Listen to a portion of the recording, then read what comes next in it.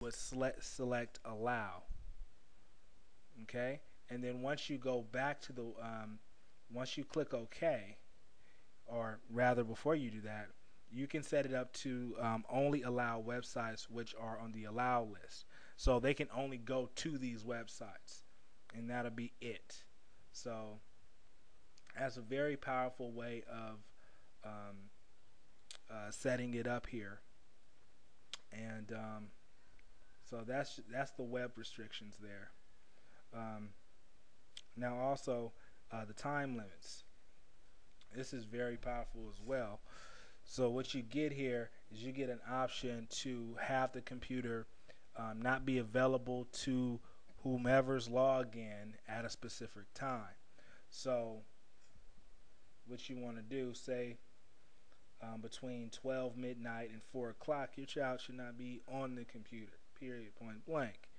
Right? So you set it up like this here, and they won't be able to get on the computer until 5 o'clock in the morning, as you can see here. So, and from any other time, or you can set it up. Say if you put your kid on a punishment or for whatever, and you want to make sure that they're not sneaking and getting on the computer, you go here and you can set it up and block the whole period, the whole time period, and they will not be able to get on the computer at all. So that's another good way of getting some control over the computer. Now games. Now games come with specific ratings with them, and you can either set them up where they can't play games at all, or you can say specific ratings you can't use. So you can select which ratings um, are okay for that particular user to play, and then you can select the ratings from here, and depending on what you feel is feasible for your child, you can go ahead and set that up. Okay, so that's the games. Now, and then you can also allow and block specific programs. And you, by default, it's set up to allow all programs. But what it does here, it checks the programs that are on the computer, and you can either allow or block programs as you want to set them up. So it's very powerful as well. Okay, um, now what we can get into here is the activity reports.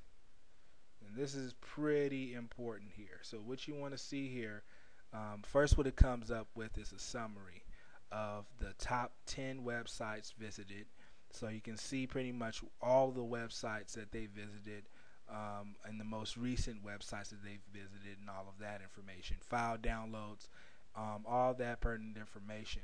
But if you expand the activity option here, you can see even more information. And under each tree here, you'll see that there'll be more information under that. So you'll see if they've been trying to, web visit it is pretty self-explanatory. But if they've been trying to get to a website and it's gotten blocked, you can see what they continually try to go to. And then there's system information, the login times.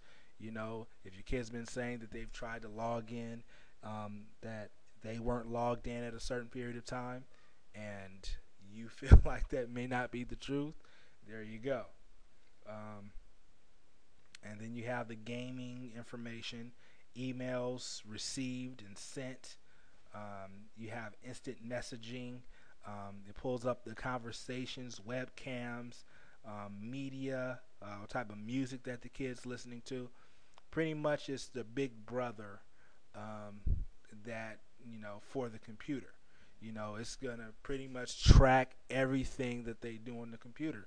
Now, this is important, in my opinion, because, you know, getting on these things is good, but at the same time, it's a lot of stuff that they can get into that is not going to be good for them. So once again, this is Denon with denontechhelp.com. If you have any questions, just let me know.